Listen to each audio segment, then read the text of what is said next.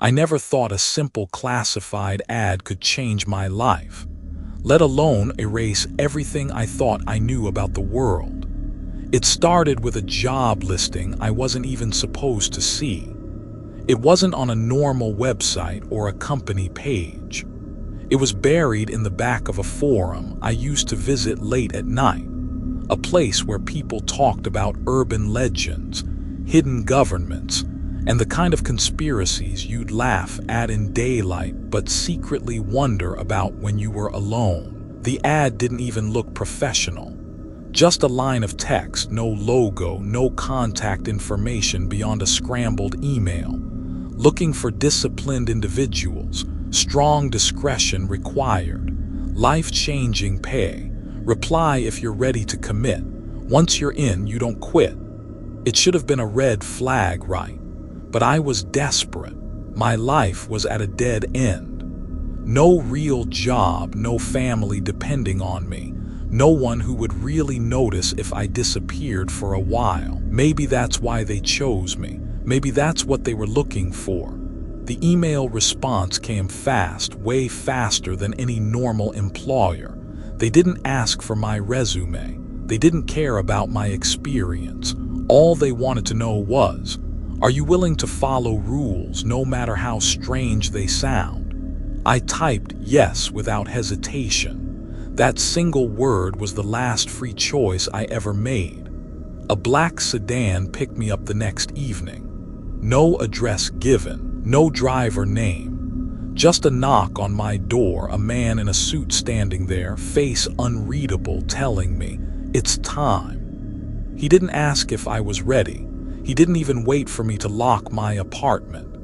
I remember sliding into the back seat, the leather cold against my skin, and realizing how silent it was. No radio, no conversation. Just the hum of the engine and the faint static of a hidden earpiece in the driver's ear. The ride stretched on for what felt like hours. I tried to track the turns, the traffic lights, anything that could anchor me, but at some point the windows fogged up and I lost all sense of direction. When the car finally stopped, I felt a knot in my stomach. We weren't at an office building. We weren't at a training facility. We were at a warehouse on the outskirts of town, the kind of place where you'd expect shady deals, not job interviews. Inside, the air smelled like dust and metal. The man in the suit guided me down a series of corridors that seemed too long for the size of the building outside, like the geometry didn't line up. The walls were bare concrete, and the only sound was our footsteps echoing off the floor. Finally, we reached a room with a single table and a single chair. On the table was a folder with my name on it. My real name, my middle name, even the nickname my grandmother used to call me when I was a kid. Things I had never put online, never shared with anyone outside my family. That was when I realized they already knew everything about me. The folder wasn't an application, it was a contract. I was told to sit down, read it, and sign if I agreed. The man in the suit never left the room. He just stood in the corner watching like he'd done this 100 times before. The contract wasn't like anything I'd ever seen. No company header, no job description, just a list of clauses written in plain but unsettling language. It didn't talk about wages or benefits. It didn't talk about job duties. The first clause simply said, Rule 1. Once you accept, you will not resign. There is no termination except by the agency. The second clause, Rule 2. You will not disclose the existence of this agency to anyone. Violation will result in immediate correction. And then, a string of others, each one stranger than the last. No questions about assignments. No personal attachments within the agency. No interaction with mirrors after midnight inside agency facilities. My eyes scanned faster and faster, each line burning into me. The words immediate correction appeared again and again, but they never explained what correction meant. I wanted to laugh, to call it absurd, but the man's eyes on me never blinked, never softened. I knew deep down this wasn't a joke. This was real, and for some reason I was meant to be here. My hand shook as I signed. I don't even know why I did it. Maybe it was curiosity. Maybe it was desperation, or maybe, as I would later learn, it wasn't really a choice at all. The moment the pen touched paper, the man finally spoke more than a single word. He leaned in, his voice low but sharp. "Welcome to the agency. From now on, your life is not your own." Then he pulled something out of his jacket and placed it on the table. It wasn't a badge. It wasn't an ID. It was a small black card with a symbol etched into it. Not letters, not numbers, just an emblem that looked older than language itself. My pulse raced as I reached out to touch it, but the man's hand stopped mine an inch away. "Not yet," he said, and that's when the lights in the room flickered. Just once.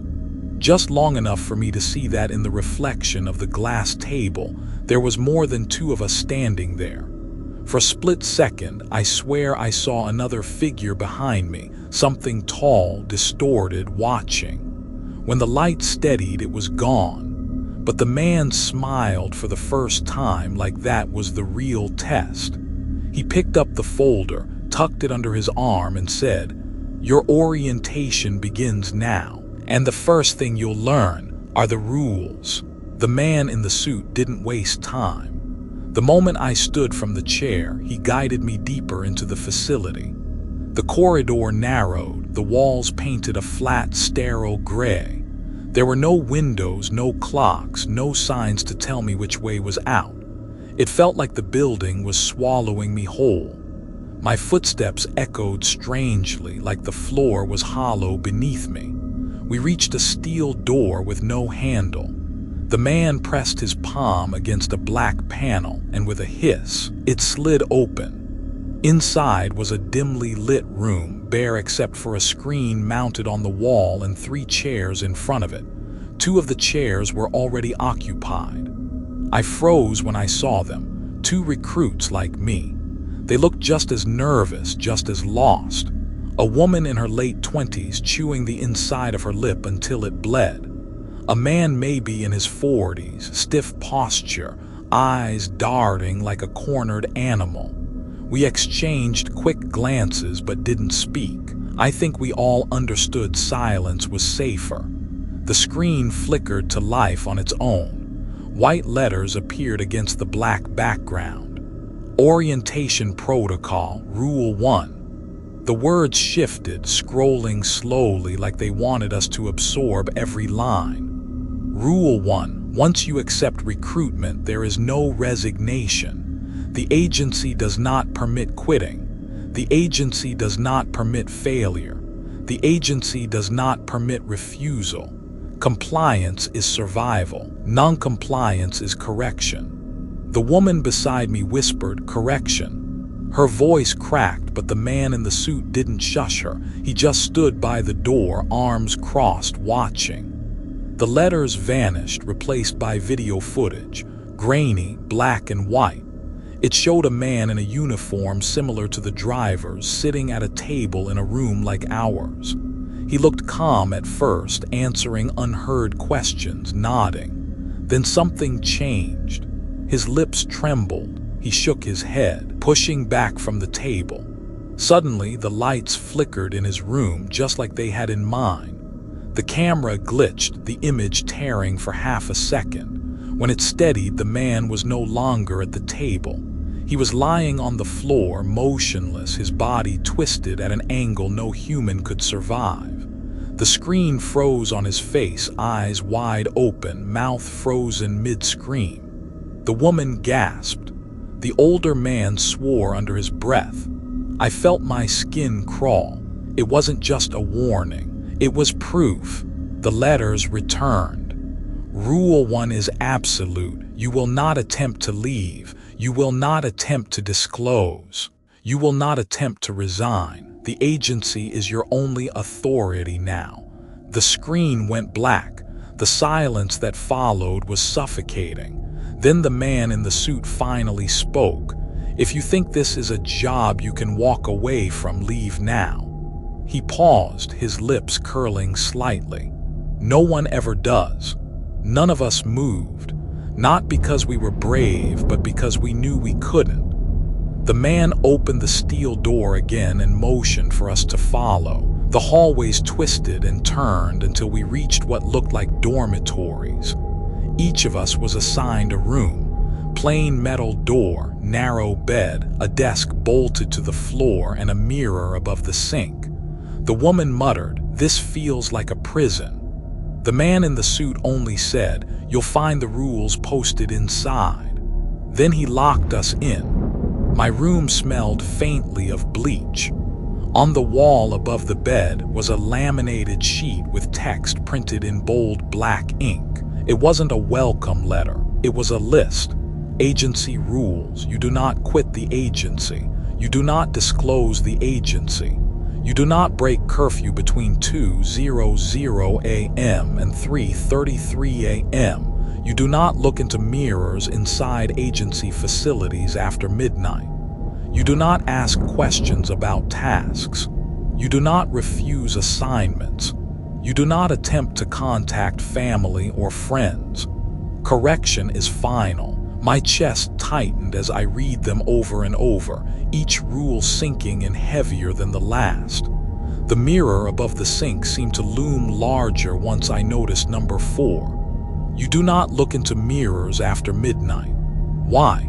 What would happen if I did? I sat on the bed, staring at that mirror, and wondered how many others had sat exactly here before me. Did they all survive?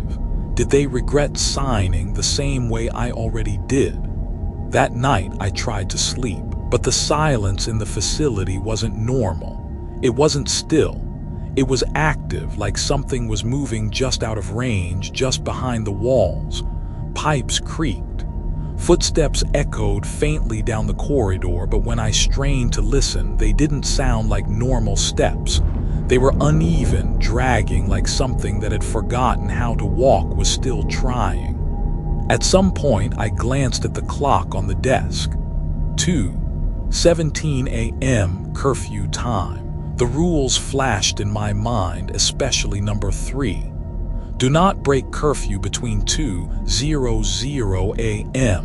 and 3:33 a.m. My throat went dry. That was the exact window we were warned about, and then I heard it. Not footsteps this time. Breathing. Heavy, wet breathing right outside my door. I froze, gripping the thin blanket, staring at the shadow moving beneath the crack at the bottom of the door. Too long, too distorted. It lingered for what felt like hours, though it couldn't have been more than a minute. Then, as suddenly as it came, the shadow vanished. I didn't sleep after that. I couldn't. I just sat there in the half-dark, staring at the mirror and the rules taped to my wall, and I kept asking myself, if that was just the first night, just the introduction, what would the actual assignments be like? And worse, what exactly was waiting for us if we broke the rules? Morning came, if you could even call it that. There were no windows, no sunlight, no proof that outside still existed. Just the blaring sound of an intercom snapping me awake like a gunshot. "Recruits, report to Hall C." The voice was calm, measured, without emotion. I pulled myself off the bed, my muscles stiff from a night of not sleeping, and opened the door. The woman and the older man from orientation were already in the hall. Their faces told the same story as mine, dark circles, eyes wide, lips pressed tight. None of us had rested. The halls all looked identical, so we followed the glowing arrows on the wall that pulsed faintly with red light until we reached Hall C. It was a cavernous chamber, cold, with polished black floors that reflected our shapes like pools of oil. In the center was a table, and on the table, 3 sealed envelopes. Beside them, the man in the suit waited. He still hadn't given us his name. He didn't need to. His presence alone told us that names didn't matter here. "Your first assignment," he said flatly, gesturing to the envelopes. "Open them only when you're inside your designated transport. Do not trade them, do not discuss them, do not deviate from instructions." The older man frowned, muttering, "Transport? What transport?" But the suited man didn't answer. He just motioned to the wall. And that's when we heard it. A low rumble, a grinding of gears. The black floor beneath us split apart, opening like a wound. From below, a platform rose, and on it 3 vehicles. Not cars, not vans, something in between, sleek and armored, painted in matte black with no markings. The doors hissed open, inviting or maybe daring us to step inside. The woman whispered, "This feels wrong." But we all stepped forward anyway, because what else could we do? I took the envelope marked with my number and climbed into the nearest vehicle. Inside, the cabin was sterile, almost surgical. A single seat, restraints like in a fighter jet, and a console that lit up as soon as I sat down. The door sealed shut with a hydraulic sigh. For a terrifying moment, I thought I'd suffocate, but then the air vents kicked in, cold and metallic. I opened the envelope with trembling fingers. Inside was a single sheet of paper with instructions typed in black ink. "Retrieve subject 17. Location, block E9. Do not engage. Do not speak. Do not follow if subject moves beyond sight. Report only." Subject 17. What the hell did that mean? The vehicle lurched forward before I could think. No driver, no controls, just motion. It carried me through a labyrinth of tunnels until finally it stopped with a shudder. The door opened and I stepped out into darkness. The kind of darkness that feels alive, pressing against your skin. Ahead of me was block E9. It wasn't a room, not really. More like an underground ward. Rows of broken beds lined the walls, their frames rusted, their mattresses stripped bare. The air reeked of mold and something worse, something sharp, metallic, like blood that had dried long ago but never really left. I gripped the paper tighter.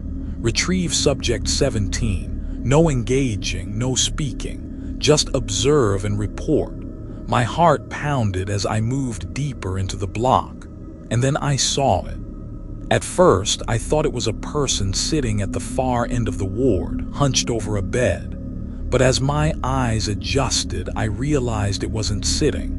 It was twitching, shoulders jerking, head snapping side to side like it was stuck in a loop. Its hair hung in greasy strands, face obscured.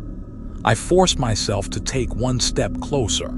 That's when I heard it, the bed springs, all of them. Every broken bed in that ward creaked, shifting in unison with the twitching figure as if the whole room was breathing with it. My throat went dry. The paper said, "Do not engage, do not speak." But as I stood there, the figure stopped moving. It froze, head tilting slowly, too slowly, until I felt its gaze cut through the strands of hair and lock on me. And then in a voice that wasn't human, low and wet, it said, "You shouldn't be here."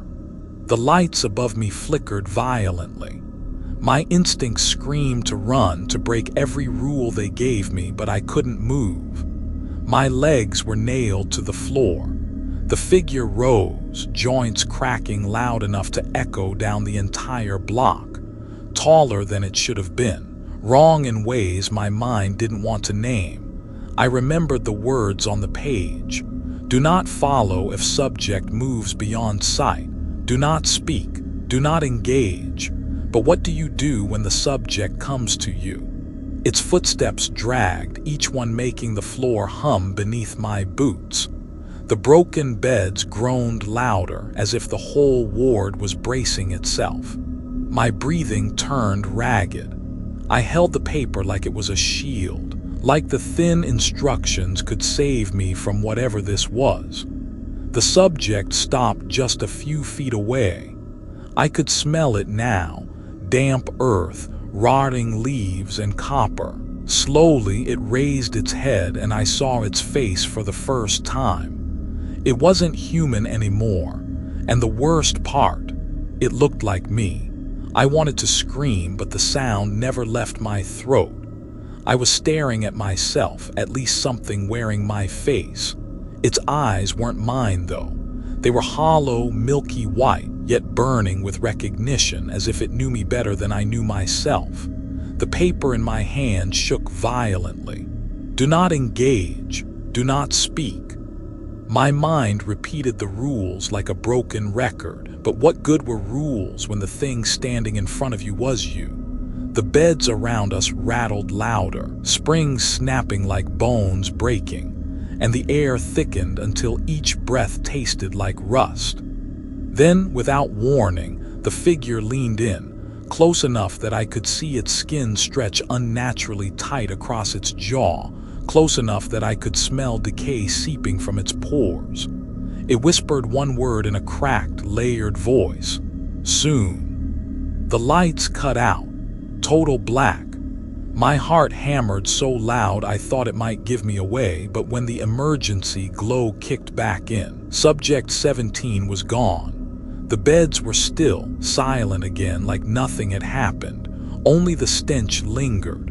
I stumbled backward, nearly dropping the envelope, and ran to the vehicle. My pulse didn't settle until the door sealed shut and the engine hummed to life. The ride back was silent. No one spoke. No voice over the intercom. Just the sound of my own ragged breathing bouncing inside the cabin. When the door opened, I was back in Hall C. The other recruits stood there too, clutching their envelopes. Their faces were pale, drawn tight, like they had seen something they couldn't explain either. The man in the suit appeared again, calm as ever, like nothing out of the ordinary had happened. "Congratulations," he said. "You survived the first step." His tone was casual, but the weight of those words pressed down on me. Survived. That meant people didn't always make it. "Now comes the reflection test," he continued. A door slid open behind him, revealing a narrow corridor lined with mirrors from floor to ceiling. The glass shimmered faintly under fluorescent lights, almost as if it was breathing. "Enter. Face yourself. Only those who endure will advance." The woman next to me whispered, "Face ourselves, after what we just saw." But the suited man didn't explain. He just gestured again, and we obeyed. We always obeyed. The corridor swallowed us. The mirrors stretched endlessly, reflecting not just our bodies but something else, something behind us. My reflection didn't move when I did. At first I thought it was a trick of the light, but then I lifted my hand. My reflection stayed still. Its lips curled into a smile I didn't make. My chest tightened. I looked to the woman's reflection.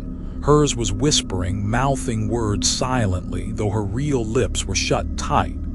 The older man gasped behind me. His reflection wasn't his at all anymore. It had aged decades in seconds, skin sagging, eyes sunken, as if showing him the death waiting at the end of his timeline. He staggered, clutching his chest, muttering, No, that's not me." And then the rules came. A voice, not from speakers but inside my skull, pressed cold and steady. "Do not break eye contact with your reflection. Do not speak to it. If it speaks to you, do not answer. If it moves when you do not, run." The corridor grew narrower, as if the walls themselves leaned inward, forcing us closer to the glass. I kept my eyes locked on the thing wearing my face. It tilted its head, studying me, and then it moved, slow, deliberate, without me moving at all. My stomach flipped. The voice's warning repeated in my mind. Run, but where? The corridor stretched on forever.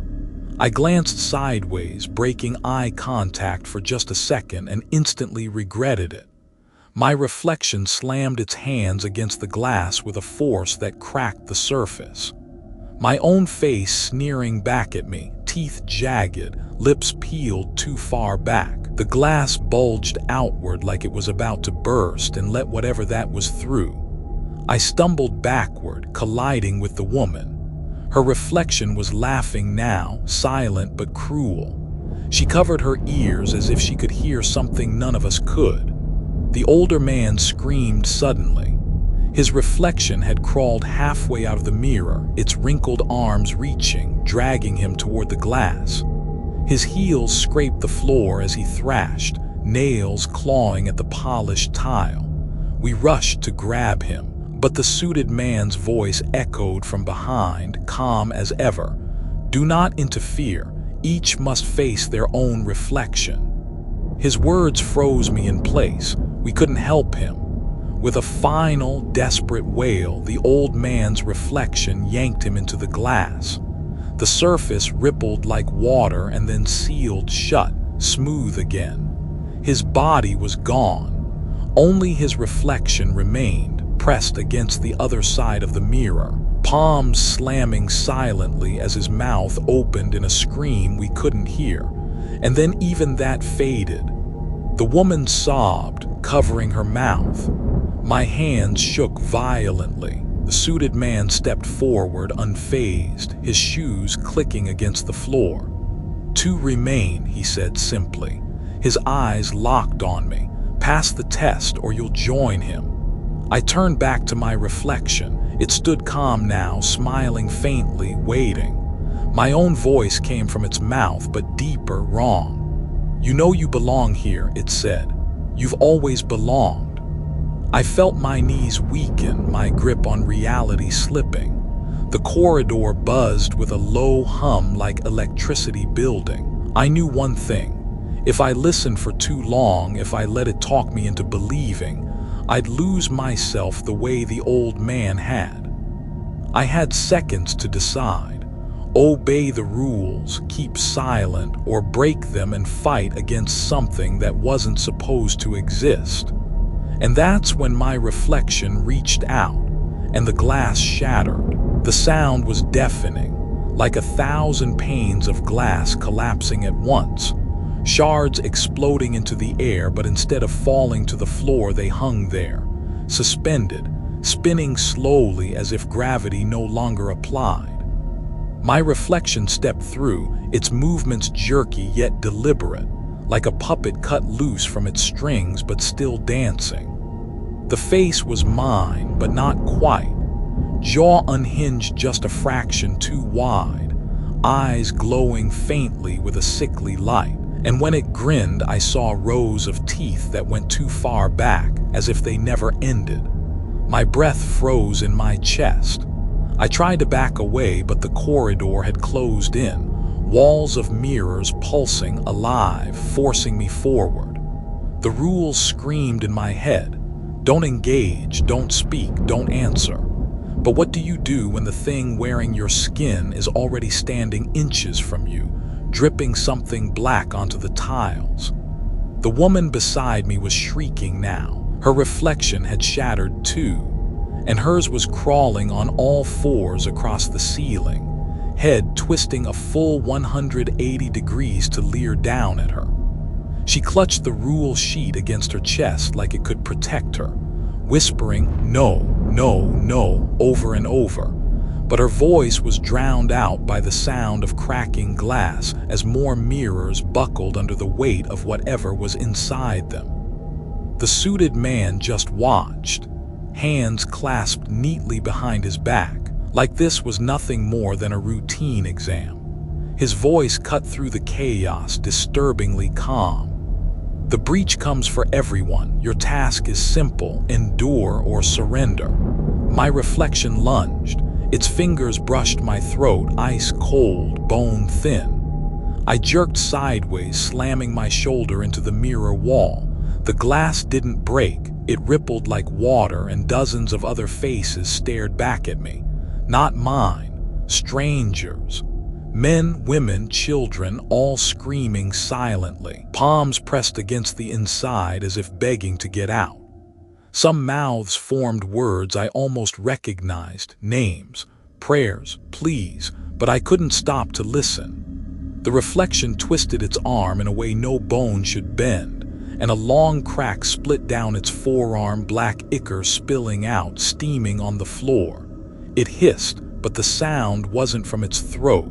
It was inside my head, reverberating like feedback in a microphone. I clamped my hands over my ears, but it didn't help. The hiss turned into words. "Let me in, let me in, let me in." The corridor convulsed. The woman screamed as her reflection dropped from the ceiling, pinning her to the ground. She bit down on her lip until blood streamed down her chin, maybe to stop herself from answering, maybe just to stay grounded. I wanted to help, but the rules were clear: no interference. Her fate wasn't mine to change. Still, the sound of her bones cracking beneath her own duplicate's weight nearly shattered my resolve. My knees buckled. My reflection leaned close, pressing its forehead to mine, and for a split second I felt its thoughts, images flooding into my skull. A hospital bed with restraints, a screaming child being dragged into a mirror. Rows of recruits lined up, each one facing their double, most of them failing. The same suited man watching, always watching. My skull felt like it would split open under the pressure. I forced my eyes shut, biting down hard on my tongue, grounding myself in the pain. When I opened them, the reflection was inches from me, smiling wider now, lips torn at the corners, blood trickling down its chin. It whispered in my exact voice, "You're not supposed to be here." The lights overhead flickered one by one down the corridor until only a single bulb remained. The suited man's silhouette loomed at the end, perfectly still. "This is the breach," he said softly. "Most do not survive it, but if you do, you will never be the same." The woman let out one final scream, then silence. When I looked, her body was gone. Only her reflection remained, standing calmly, brushing dust off its hands before stepping back into the cracked glass, leaving no trace she had ever been there. That left me, alone. My reflection tilted its head, studying me like prey.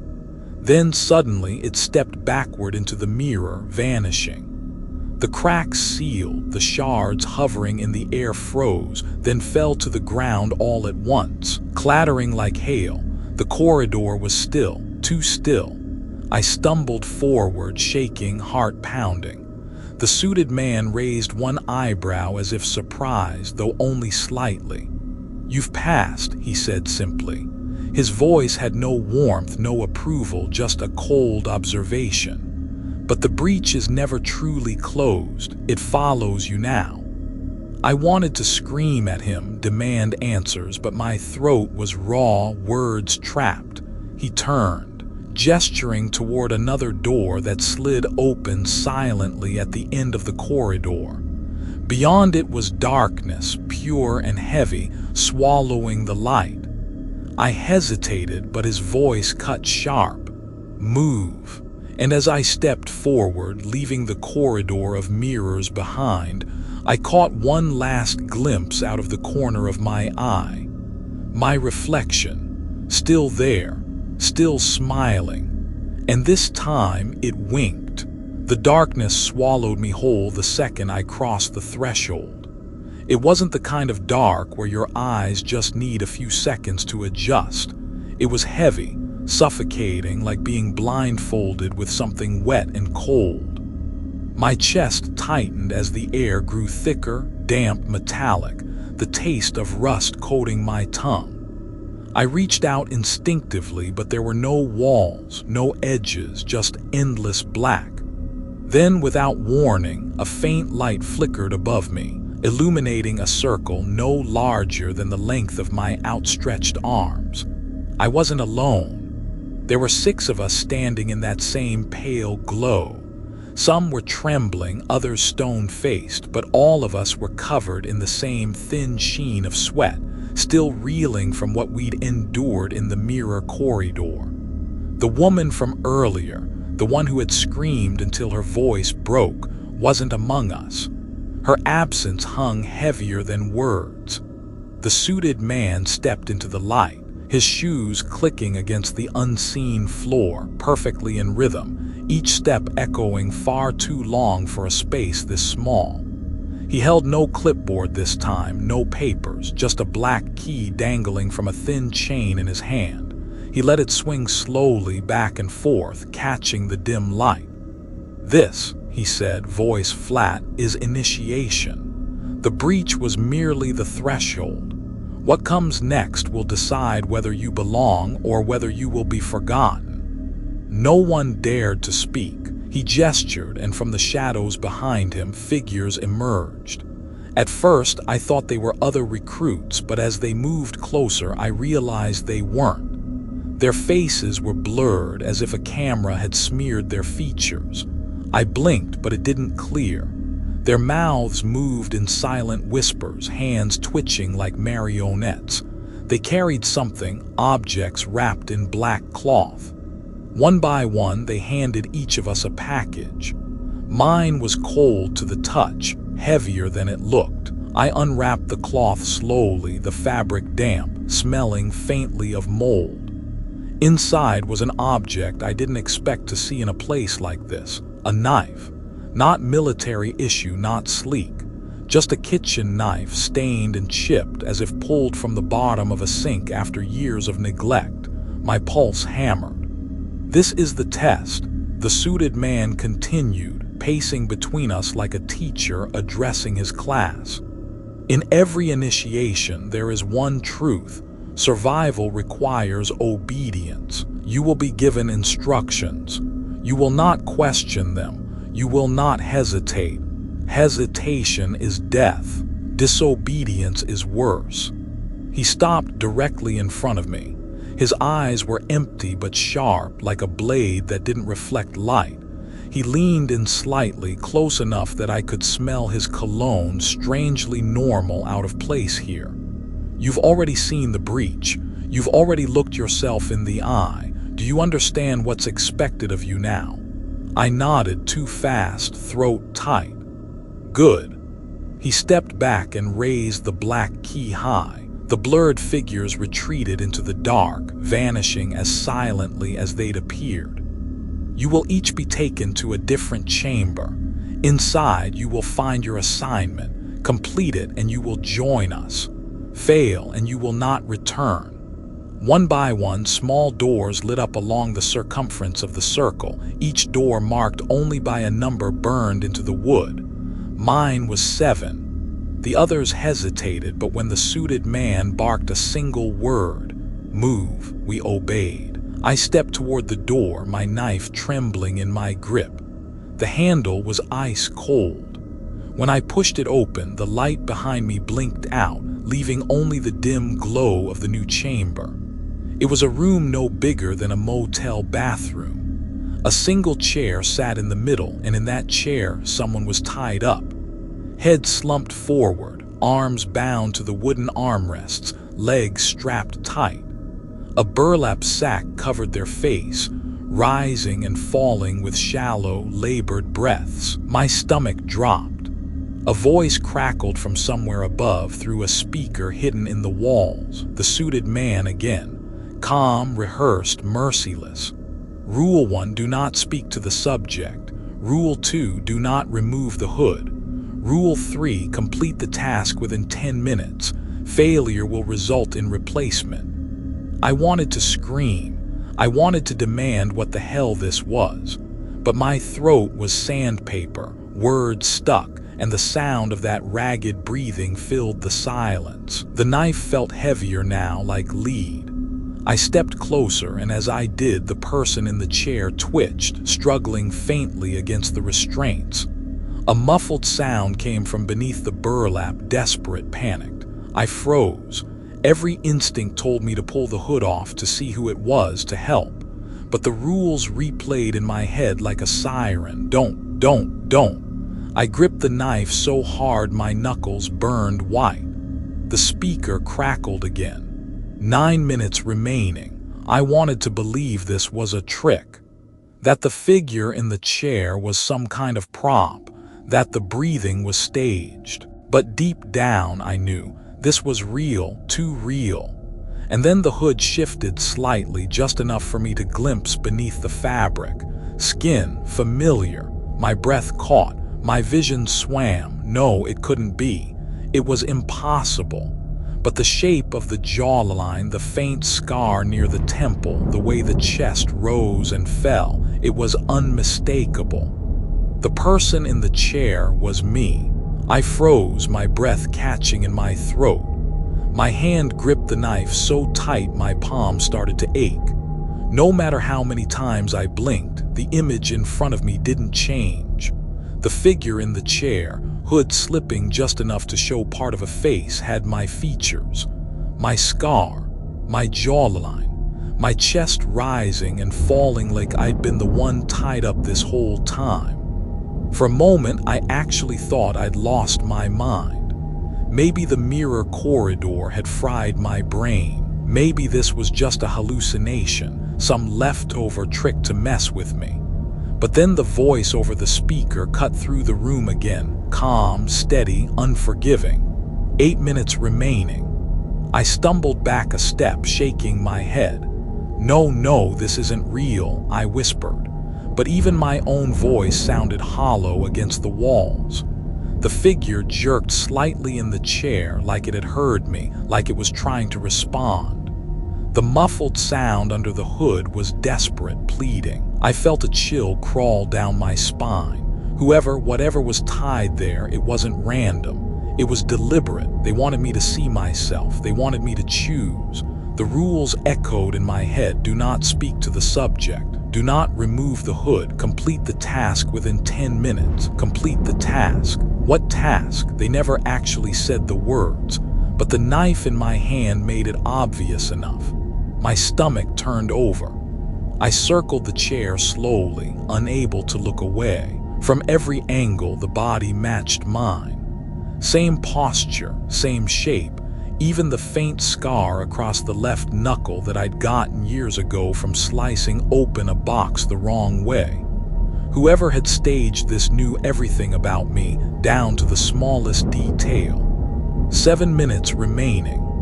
I clenched my jaw, pacing. If I followed the rules, I'd have to.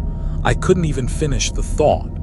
But if I disobeyed, if I removed the hood, if I tried to talk, I already knew what would happen. They'd said it plain. Hesitation is death. Disobedience is worse. My legs felt like concrete.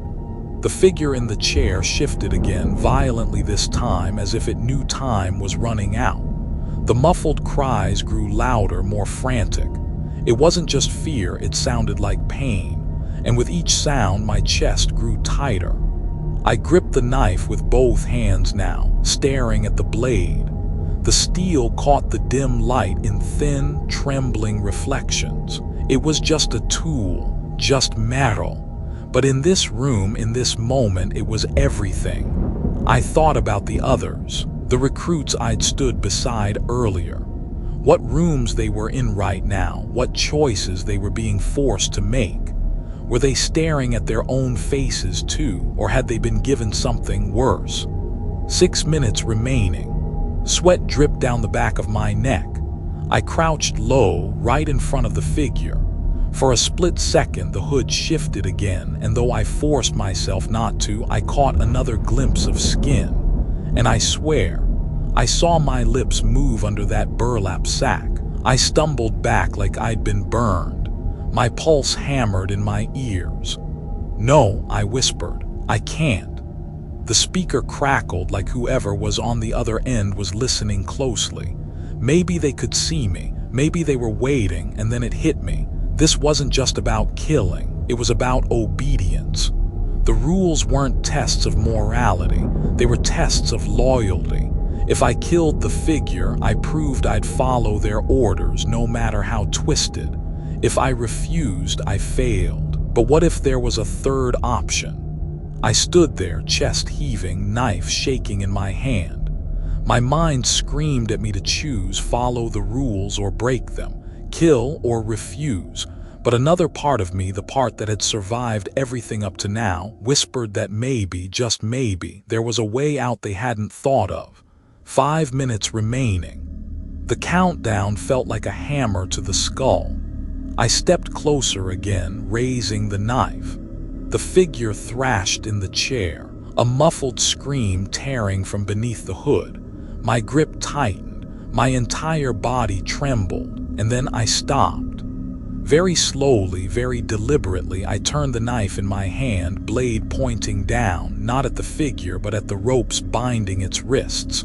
The rules had said not to speak, not to remove the hood, but they hadn't said I couldn't cut the restraints. My heart thundered. My hand lowered the blade toward the rope, the edge just grazing the fibers. The figure froze, almost sensing what I was about to do. The speaker crackled again, louder this time, like static filling the room. Then that same calm voice, sharper now. 4 minutes remaining, do not deviate. I swallowed hard, ignoring it, pressing the blade against the rope. The fibers strained, just barely starting to give way. The voice boomed again, harsher, angrier. Deviation detected. You have 1 chance to comply. I gritted my teeth, sweat pouring into my eyes. My mind screamed at me to stop, to obey, to survive. But my gut told me the opposite. If I followed blindly, I'd never escape this place alive or human. I pressed harder. The rope began to fray. The figure jerked forward, the muffled cries turning into something almost hopeful. And then the entire room shook. The light overhead flickered violently. Somewhere in the walls, alarms started to blare, shrill and dissonant. The voice on the speaker was gone. The countdown silenced. For the first time since I'd entered, I realized they had lost control. And in that instant, I had to decide. Keep cutting or drop the knife before something worse found me. The rope finally snapped and the figure's hand fell free. I didn't even realize I was holding my breath until I heard the air rush out of me. My knife trembled in my grip as I moved to the other wrist, cutting fast before anyone or anything stopped me. The alarms were still blaring. The walls seemed to hum like the whole place was alive and angry. Every flicker of the overhead light felt like a warning. The second rope frayed, then gave way. The figure jerked forward, ripping its arms free. For a moment I braced myself, half expecting it to lunge at me, to reveal something I couldn't handle. But instead it just slumped, gasping through the hood, shoulders heaving like someone who'd been underwater too long. That's when I realized I had no idea what I'd just done. The rules weren't suggestions. They were commands, and I had broken them. The speaker came back to life, only this time the calm, steady tone was gone. The voice was clipped, sharp, furious. Non-compliance confirmed. Subject compromised. Prepare for extraction. Extraction. The word made my stomach drop. Before I could move, the walls hissed. A seam split open across the far side of the room and a thick mist rolled in, low and heavy like dry ice smoke. My instincts screamed at me to get out. Whatever extraction meant, it wasn't good. I grabbed the figure by the arm, yanking them to their feet. They stumbled, weak but still moving. "Come on," I hissed, dragging them toward the only door I knew, where I'd come in. But the door was gone. In its place was just smooth concrete, like it had never been there at all. The figure shook their head violently under the hood, then lifted one hand, pointing toward the mist. It was insane. Running into that fog felt like running into a trap, but standing still wasn't an option. So I pulled them with me, both of us stumbling into the haze. Instantly, the alarms died. The room went silent. The mist clung to my skin, cold and wet, like walking through a freezer. My vision blurred, edges of the room dissolving into gray.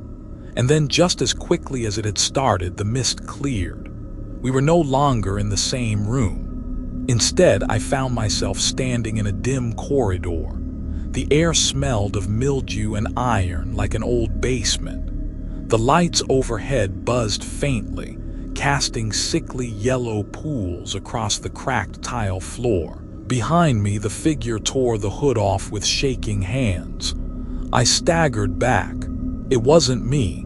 Not exactly. The man standing there looked like me. Same build, same scar, same eyes, but older, worn down, like a version of myself who had lived through decades of things I couldn't even imagine. His face twisted with something between relief and terror. "You shouldn't have done that," he rasped. His voice was mine, only rougher, heavier. "You don't know what you've unleashed." My knees nearly gave out. "What the hell are you talking about?" I whispered. But he didn't answer. His head jerked up suddenly, eyes wide with fear. And then I heard it too, footsteps. Heavy, synchronized, coming closer down the corridor. He grabbed my arm with surprising strength. "Listen to me. If they catch us together, it's over for both of us." I pulled back, shaking my head, still trying to process what I was even looking at. "Who are you?" His grip tightened. "I'm what's left if you keep playing their game. You want the truth, then run. But don't." The footsteps thundered closer. A harsh light flared at the end of the corridor. He shoved me hard toward a side door I hadn't even noticed. "Go," he shouted. "Go now." I stumbled through, the old version of me slamming the door shut behind us. The echo rang through the hall like a gunshot. On the other side was a stairwell, damp and echoing, leading both up and down. My head spun.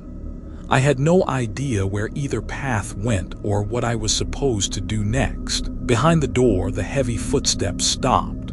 A low, mechanical hiss filled the silence, like something breathing through a mask. And then came the voice, not from a speaker this time, but from right outside the door. Cold, deliberate, inhuman. "Non-compliance will be corrected." The stairwell vibrated, dust raining down from the ceiling. I grabbed the railing, heart pounding. The older version of me turned to face me, eyes dark with warning. "You wanted a choice. This is it." His hand pointed up, then down. Up means one kind of death, down means another, but standing still, that's not an option. The door behind us shook violently, hinges groaning like whatever was out there was seconds away from tearing it open. I looked from the stairs up to the stairs down, throat tight, lungs burning. And for the first time, I realized the real test wasn't just obedience or defiance. It was survival. The door rattled again, harder this time. Dust shook loose from the frame, sprinkling across my shoulders. My chest felt tight, like the air itself was pushing down on me. I glanced at the stairwell. Up was swallowed in shadow. Down was even darker, a black pit that seemed to breathe cold air up toward my face. Beside me, the older version of myself didn't flinch. He just stared at me with those weary eyes, the ones that looked like they'd seen decades more than mine. "You don't have time to think," he said, voice low and rough. "Choose." The door shrieked as metal bent. Something on the other side was about to rip it open. I made my move. I went down. The stairs groaned under our weight as we descended. Each step echoed like a drumbeat, quick and nervous, counting down to something I didn't want to reach. The deeper we went, the colder it became. My fingers slipped against the railing, slick with moisture, and the smell of rust grew stronger, mixed with something sour and sharp, like rot. The older me didn't speak. He just kept moving, steady and sure, as if he'd walked this path before. Maybe he had. That thought made my stomach twist. We reached the bottom. A heavy door waited for us, rust eating away at its hinges. The older me shoved it open, the metal screaming in protest. On the other side was a tunnel, long, narrow, with pipes running overhead and dripping water that splattered on the concrete floor. We stepped inside, the door clanging shut behind us. The sound echoed endlessly like the tunnel itself swallowed it. I whispered, "What is this place?" He didn't answer right away. He pressed his hand against one of the pipes like he was feeling for a pulse. Finally, he said, "It's where they keep the ones who don't make it." My throat tightened. "The ones who don't make it." He gave a short nod. "Recruits, people like you, people who broke rules or saw too much, or just couldn't handle it." The tunnel stretched ahead, lit only by weak bulbs that buzzed and flickered.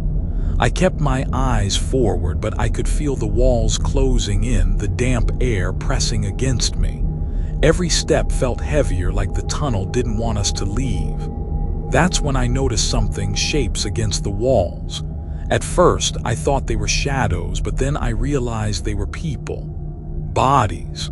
Some sat slumped against the wall, eyes open but empty. Others lay sprawled across the floor, skin pale and stiff. Their mouths hung open like they'd been caught mid-scream. I froze, my stomach lurching. Jesus. The older me didn't slow down, he just muttered, "Don't stop, don't look too long, that's how it gets you." I forced myself to keep moving, though my eyes kept darting back to the faces. Some of them looked like they'd been there for years, skin shriveled and tight against bone. Others looked fresh, too fresh, like they'd been dropped there minutes ago. We reached a bend in the tunnel, and that's when I heard it. Breathing. Not ours, something deep and ragged, pulling air in slow, heavy gulps. The sound bounced off the walls, making it impossible to tell where it came from. My grip tightened around the knife still in my hand, slick with sweat. The older me finally stopped. He turned to me, his face pale in the sick yellow light. "Listen to me carefully. Whatever you hear, whatever you see, do not answer it." "Answer it," I whispered, confused. He didn't get the chance to explain. From the darkness ahead, a voice spoke. "Help me." It was faint, trembling like a child. The words echoed down the tunnel, soft and pleading. My chest clenched. It sounded so real, so human. The older me grabbed my arm, shaking his head violently. His lips formed the word, "Don't." But the voice came again, louder this time. "Please help me." I swallowed hard, my legs trembling. Every instinct screamed at me to run toward it, to help whoever was crying out. But then another voice joined in. The exact same words, the exact same tone. "Please help me." And then another and another, until the tunnel was filled with overlapping voices, all begging, all identical, all wrong. My ears rang, my head spun. I clamped my hands over my ears, but the sound didn't stop. It was inside my skull, burrowing deeper. The older me leaned close, shouting into my face to drown it out. "Run, now!" We bolted, our footsteps pounding the wet concrete. The voices chased us, echoing, multiplying, overlapping into a wall of sound that felt like it was pressing me forward. The tunnel stretched endlessly. Every turn looked the same. My lungs burned, my legs screamed, but I didn't dare stop. Finally, we saw it, a hatch in the ceiling, a faint glow spilling through the cracks, a way out. The older me shoved me forward. "Climb." I grabbed the rungs, bolted into the wall, dragging myself upward. My arms shook with the effort, but adrenaline pushed me higher. The voices below grew frantic, sharper, almost angry now. "Help me, help me." Hands slammed against the walls, too many hands clawing and scratching. I didn't dare look down. I reached the hatch, shoving it open with everything I had. Light blinded me, warm and almost golden compared to the sickly yellow below. I hauled myself through, gasping, rolling onto the floor above. The older me followed, slamming the hatch shut behind us. The voices cut off instantly, leaving only the sound of my ragged breathing. We were in another corridor, this one cleaner, brighter, lined with steel doors. It looked almost normal, too normal after what we'd just seen. I lay there, chest heaving, staring up at the ceiling. The older me crouched beside me, his expression grim. "Now you understand," he said quietly. "This place isn't about training, it's about breaking you, piece by piece." My voice cracked. "Then why did you help me?" For the first time, his eyes softened. "Because I remember what it was like. The first time I thought I could escape." He stood, glancing down the corridor. "But the truth is, you can't escape. Not really. You can only choose how long you survive." Before I could respond, the lights overhead flickered. Then a voice filled the corridor, calm and measured again, like nothing had gone wrong at all. "Non-compliance has been noted. Adjustments will be made." I froze. The older me looked down the hall, his face set like stone. "They know exactly where we are." And from somewhere far off down the corridor of steel doors, something began to move. Something big. The sound came first, metal scraping against metal, heavy and deliberate. It echoed down the corridor like a warning. Each drag was followed by a pause, as if whatever was moving wanted us to know it was coming and that there was nothing we could do to stop it. I pressed my back against the cold wall, heart hammering. My older self didn't flinch. He just stared straight ahead, jaw tight. "What is that?" I whispered, though I wasn't sure I wanted the answer. His voice was low, grim, the correction. The word hung in the air like a sentence. The lights overhead flickered again, buzzing, casting the corridor in stuttering bursts of brightness and shadow. Every time the lights dimmed, I felt the space ahead stretching further, the walls closing in tighter. Then I saw it. At the far end of the hall, a shape emerged from the dark. It was tall, its head nearly grazing the ceiling, its body hunched and wrapped in something metallic, straps, hinges, clamps. The sound I'd heard was the weight of its restraints dragging across the floor. In its hands, if you could call them hands, were long instruments, twisted steel that looked like tools or maybe weapons. I couldn't tell which. But the worst part wasn't its size, it was its face, or the lack of one. Where a face should have been, there was only a smooth, polished plate of steel, reflecting the light in warped patterns. I saw myself in it for just a second, small, trembling, trapped. My breath caught. What does it want? The older me's eyes stayed locked on the thing, not what, who, and right now us. The correction moved, slow but unstoppable. Each step rattled the floor, sending vibrations up through my shoes. I panicked. "We have to run." "We can't," he said flatly. "Not yet." I spun on him, my voice breaking. "Then what do we do?" He finally turned to me, his expression heavy. "You need to understand what they are doing. Every recruit faces it eventually. They send the correction when you've strayed too far. It doesn't just kill you, it rewrites you, piece by piece, until you follow the rules again or until there's nothing left." The thought made my blood run cold. "You're saying it fixes us?" He shook his head. "No, it breaks you so cleanly that you think you fixed yourself."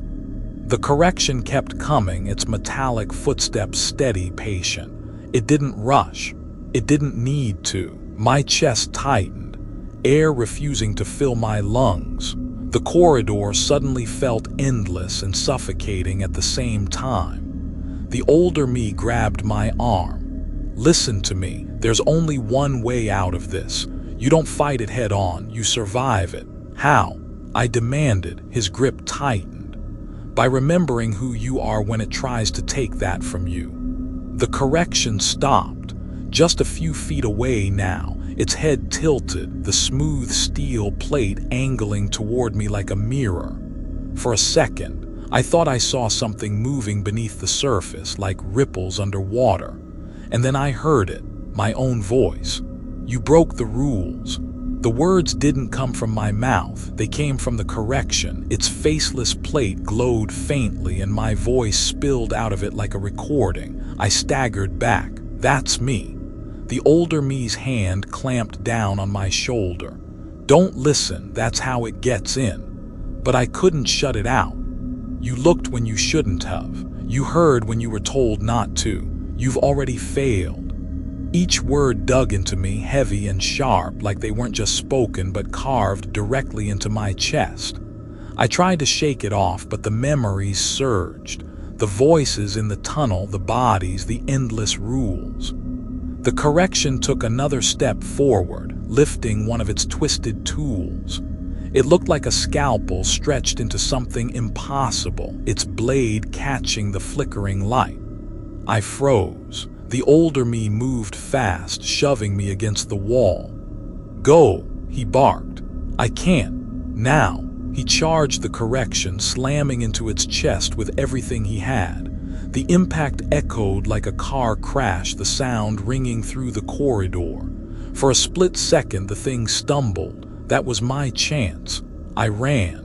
My shoes slapped against the concrete, every step echoing, mixing with the sound of metal clashing behind me.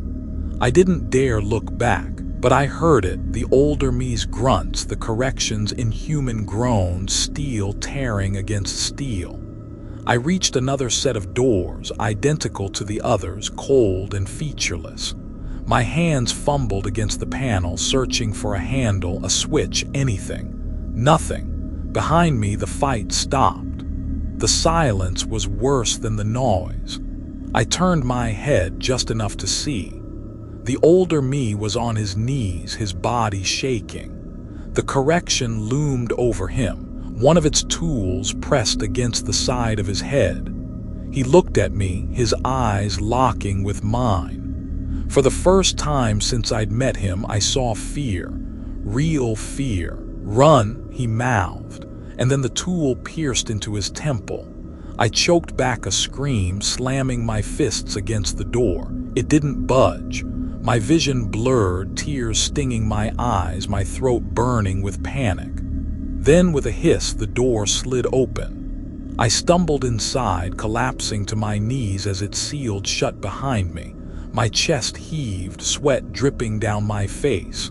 The silence pressed in again, thick and suffocating. I looked around. The room was small, sterile, with a single chair bolted to the center of the floor. Straps hung from its arms and legs, waiting. Above it, a light flickered on, buzzing faintly.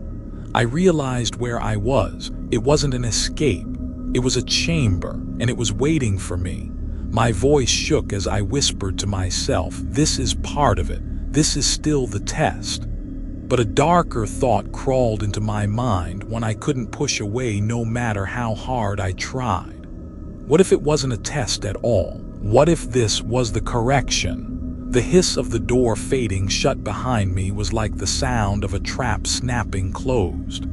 The room was small, no bigger than a storage closet, yet it felt endless because of what stood in the center. The chair. It wasn't just a chair, though. It was a machine, built to look ordinary if you glanced at it too quickly, but the details betrayed its purpose. Metal restraints on the arms and legs, worn down from use. A headrest with clamps on either side. Straps curled at the base like snakes waiting to coil around someone's ankles. I didn't move at first. I just stood there, chest heaving, trying to convince myself that this wasn't what it looked like. Maybe it was just an interrogation chair. Maybe it was symbolic, part of another test. But deep down, I already knew. This was where they broke people. Behind me, the correction's dragging steps grew distant. Either it had turned back or it didn't need to follow. Maybe it knew this room would finish what it started. The overhead light buzzed again, steady now, too steady. It hummed like it had been waiting just for me. I whispered, barely audible, I'm not sitting in that. But the room had other ideas. The floor beneath me vibrated and I stumbled forward. A panel slid open in the wall, revealing a set of cameras, lenses whirring into focus. They were watching me, whoever they were. A voice crackled through a hidden speaker, calm, measured, with no hint of humanity. "Sit down." It wasn't a request. I froze. My mouth went dry, every instinct screaming at me to refuse. But I thought about the correction, about the steel plate where a face should have been, about my older self crumpling to the floor. The voice repeated, sharper now. "Sit down." My legs felt like lead, but they moved anyway. Each step dragged me closer until I stood at the edge of the chair. I stared at it, every nerve in my body begging me to run. But the walls had no doors anymore, no seams, no way out, so I lowered myself into it. The leather was cold, stiff. The moment my back touched the headrest, the restraint snapped shut. Metal clamped around my wrists, ankles, and chest so tight I could barely breathe. I struggled, jerking against them, but it was useless. The chair didn't budge. Then the head clamps pressed in, locking my skull in place. I couldn't even turn away. I was forced to face forward, forced to look at the panel of cameras watching me. The voice spoke again. "Correction begins." My heart slammed against my ribs. No, wait, I didn't break anything. I followed the rules. The cameras clicked, shutters flashing. A projection lit up on the wall in front of me. At first it was static, white noise. Then it sharpened into a face, my face. I flinched. It was me staring back, except my reflection wasn't restrained. It sat calmly, perfectly still, eyes focused straight ahead. Then it spoke. "You failed." I shook my head violently. No, I didn't. I followed. "You looked." The reflection interrupted, voice flat, undeniable. "You asked questions, you doubted, you hesitated. That is failure." Tears stung my eyes. "I didn't mean to. Intent is irrelevant." The reflection leaned forward, closer now, filling the projection until its eyes swallowed the screen. My own eyes, accusing me, condemning me. The chair hummed. A current buzzed through the restraints, sharp enough to make my muscles spasm. Pain shot up my arms and legs, a warning jolt. I gasped, teeth clenching. "Stop, please." The voice from the speaker returned. "We do not stop, we correct." The reflection smiled faintly, my smile, but twisted, controlled. "Don't fight. Fighting only makes it worse. Let go, become what you're meant to be." The restraints tightened, squeezing the air from my lungs. My vision blurred at the edges.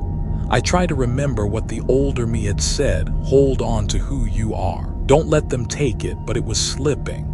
Memories began flickering across the projection, faster than I could process. My childhood bedroom, my parents' voices, a first kiss, the sound of laughter.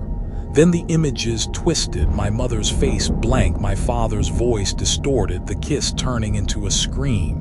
Every memory warped, corrupted, rewritten. I sobbed, straining against the chair. "Stop, those are mine." "They were," the reflection said. "Now they are ours." The jolt came again, harder this time, my body jerking violently. The pain was unbearable, but the worst part wasn't physical. It was the pull inside my mind, like something was digging its claws into who I was and ripping pieces away. I felt memories slipping, names dissolving, places fading. The chair wasn't just holding me down, it was unmaking me. And then, just as the last thread of myself started to snap, I heard something. A voice. Not from the speaker, not from the reflection, from somewhere deep inside my own head. It whispered, "Remember." The word cut through the static, sharp and real. I gasped, clinging to it like a lifeline. "Remember." I forced myself to think of something small, something the chair couldn't distort. The scar on my knee from when I was a kid, the smell of rain on asphalt, the sound of my own laugh, raw and awkward. I repeated them in my mind like a mantra. The reflection faltered, its smile flickered. The voice from the speaker grew louder, harsher. Resisting is not permitted. Surrender. But the whisper came again, stronger now. Remember. I gritted my teeth, muscles trembling. No, I said aloud, voice breaking but firm. You don't get to take me. The lights above me flickered violently, sparks raining down. The projection glitched, my reflection tearing apart in jagged lines of static. And then for just 1 second the cameras went dark. The restraints loosened. I gasped for air, body shaking, skin burning where the jolts had torn through me. The room was still humming, but the grip was gone. I sat there, free but paralyzed, too afraid to move. Because if the system had failed, even for a moment, then something had interfered.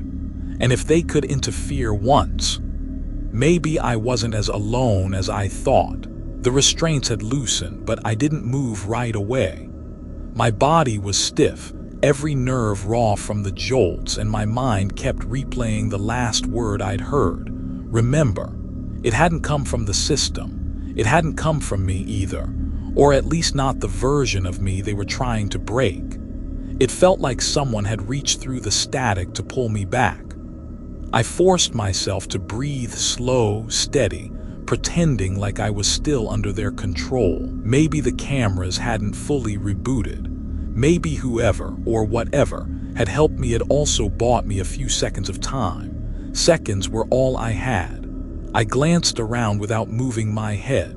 The walls still hummed faintly, but the cameras hadn't lit back up. The projection was gone, just an empty white wall staring back. For the first time since stepping into this room, I wasn't being watched. My wrists trembled as I slid them from the restraints. My skin was raw. Wrists burned red where the metal had dug in. My legs followed, weak but free. I pushed myself up slowly, trying not to make a sound. The chair groaned anyway, leather creaking like it wanted to betray me. I froze. Nothing. No voice, no hum of correction, no alarms. It was like the room itself was holding its breath. I staggered toward the wall where the panel of cameras had opened before. My hand slid across the smooth surface, desperate to find a seam, a latch, anything. My fingertips brushed over a groove and the wall gave a faint click. A door. I pressed harder and the panel slid open to reveal a narrow passageway lit by dim red lights. The air inside smelled different, cooler, like recycled ventilation instead of the chemical tang of the correction room. I hesitated. Every part of me screamed it was a trap, but staying wasn't an option. I slipped inside. The corridor was tight. The kind you had to move sideways through, with metal grates beneath my boots and pipes running overhead. The red lights pulsed faintly, almost like a heartbeat. I pressed forward, each step echoing too loud in the silence. As I moved, I realized something. This wasn't a hallway designed for people. It was maintenance access, some hidden artery of the facility, meant for machines or engineers. Maybe that's why the system hadn't sealed it. Maybe it wasn't even supposed to exist. But someone had shown it to me. The whisper came back, faint but clear in my head. Keep going. I froze mid-step. My chest tightened. It wasn't just one word this time. It was direction, guidance. Who are you? I whispered under my breath. Silence. I kept moving. The corridor branched and I followed the left path, trusting the whisper's echo in the back of my skull. My steps quickened as I thought I heard something behind me, a faint scrape like metal dragging across metal. The correction. I didn't dare look back. The passageway sloped downward, deeper into the facility, until I reached a graded platform overlooking a massive chamber. I crouched low, peering through the bars. What I saw below nearly stopped my heart. Rows of chairs, dozens of them, each identical to the one I just escaped, lined in perfect order like soldiers waiting to be filled. Some were empty, but others weren't. People sat restrained, heads clamped in place, eyes wide open as projections flashed in front of them. I couldn't hear their screams, but I could see their mouths twisted in silent agony. And in the corner of the chamber, half hidden in shadow, stood a line of corrections, motionless, waiting like statues carved from nightmare. I gripped the railing until my knuckles turned white. This wasn't just about me. They were breaking dozens, maybe hundreds of people. And if they were all recruits like me, then how many had been turned before I got here? A sudden buzz jolted me from my thoughts. One of the cameras on the far wall clicked to life, its lens swinging upward, scanning the rafters. It was going to spot me. I pulled back from the grate, pressing into the shadows of the passage. My chest burned from holding my breath. The camera word paused, then drifted away. I exhaled silently, heart pounding. The whisper returned, "Not yet, keep moving." I clenched my jaw. Whoever was speaking to me, they weren't trying to free everyone. Not now, just me. And I hated myself for listening, but what choice did I have? If I stayed, I'd be caught. If I tried to save them now, I'd end up in the chair again, or worse. I pushed deeper into the passage, every step heavier with guilt. The corridor wound upward now, twisting like a snake until I reached a hatch. I pressed my ear against it. Faint footsteps echoed on the other side, not heavy like the corrections drag, quicker, human. I hesitated, then slowly pushed it open. The hatch creaked, revealing a dim hallway with flickering fluorescent lights. A lone figure stood at the far end, back turned. They wore the same uniform as me, a recruit. Relief surged through me. Maybe I wasn't alone, maybe someone else had made it out. "Hey," I whispered hoarsely. The figure turned. It was my face. My exact face, down to the burn marks on my wrists, the cuts on my arms, the hollow eyes staring back.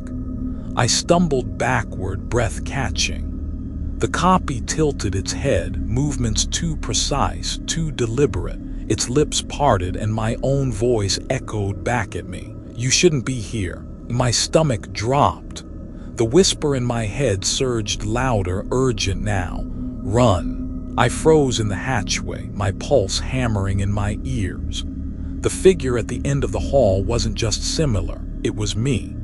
Every detail, down to the uneven stubble along my jawline, the faint scar across my eyebrow, the way I leaned slightly to my left side as if still sore from the restraints. It was like looking into a mirror that had learned how to breathe.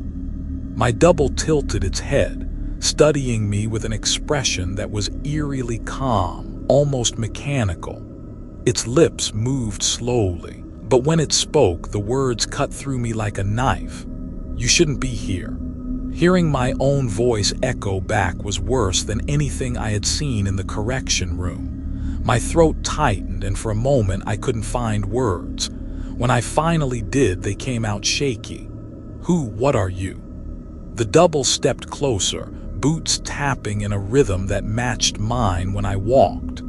The way it moved made my skin crawl, not because it was strange, but because it wasn't. It was exactly how I would have walked, how I would have turned my head, how I would have breathed in that moment. "I am the version of you that stays," it said. "The version that doesn't run, the version that accepts." The whisper in my head surged again. "Don't listen, it's not you." I backed up instinctively, my hand still gripping the edge of the hatch door. My double mirrored me, stepping back the exact same way, like we were tethered. "This isn't possible," I muttered, more to myself than to it, but it answered anyway. "It's more than possible, it's necessary. One of us must remain. The system doesn't waste subjects. You leave, I stay. I continue, you don't." The way it said "you don't" made my stomach drop. I clenched my fists. "I'm not going back." The double smiled then, and I swear I felt my own lips twitch like part of me wanted to smile with it. That scared me more than anything. "You already did," it whispered. Before I could react, the lights above flickered, plunging the hallway into strobing flashes of white and dark. The double blurred with each pulse, one moment standing still, the next closer, until it was only a few feet away. I stumbled back into the hatch, heart racing, but before I could slam it shut, the double's hand shot out. My hand. Same size, same calluses. It grabbed the edge of the hatch and pushed it open wider with strength that matched mine perfectly. We locked eyes, my eyes, and for a split second I saw something flicker there. Not just a reflection of me, but something behind it. Something cold, deliberate, like a puppet master pulling strings through a familiar shell. The whisper roared in my head, "Run now." I wrenched myself backward, slamming the hatch down with all my weight.